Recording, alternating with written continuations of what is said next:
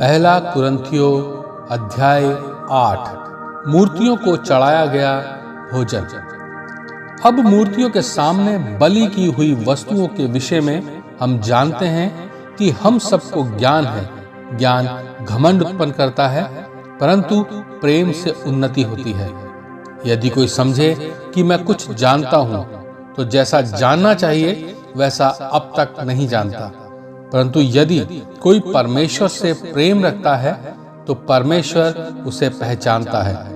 अतः मूर्तियों के सामने बलि की हुई वस्तुओं के खाने के विषय में हम जानते हैं कि मूर्ति जगत में कोई वस्तु नहीं, और एक को छोड़ और कोई परमेश्वर नहीं। यद्यपि आकाश में और पृथ्वी पर बहुत से ईश्वर कहलाते हैं, जैसा कि बहुत से ईश्वर और बहुत से प्रभु हैं, तो भी हमारे लिए तो एक ही परमेश्वर है, अर्थात पिता, जिसकी ओर से सब वस्तुएं हैं और हम उसी के लिए हैं।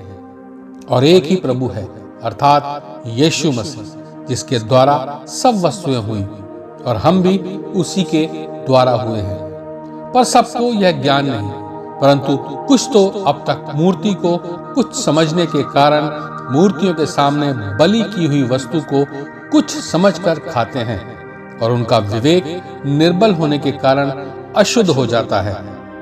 भोजन हमें परमेश्वर के निकट नहीं पहुंचाता।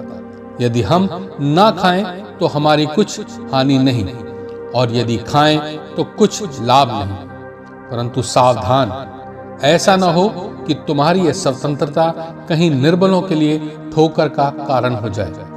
क्योंकि यदि कोई तुझ ज्ञानी को मूर्ति के मंदिर में भोजन करते देखे और वह निर्बल जन हो, तो क्या उसके विवेक को मूर्ति के सामने बलि की हुई वस्तु खाने का साहस न हो जाएगा?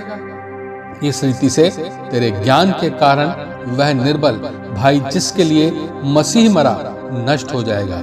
इस प्रकार भाइयों के विरुद्ध अपराध करने से और उनके निर्बल विवेक को चोट पहुंचाने से तुम मसीह के विरुद्ध अपराध करते हो। इस कारण यदि भोजन मेरे भाई को ठोकर खिलाए, तो मैं कभी किसी रीति से मांस न खाऊंगा, न हो कि मैं अपने भाई के लिए ठोकर का कारण बनूं। आमीन। हालेलुया। Praise the Lord.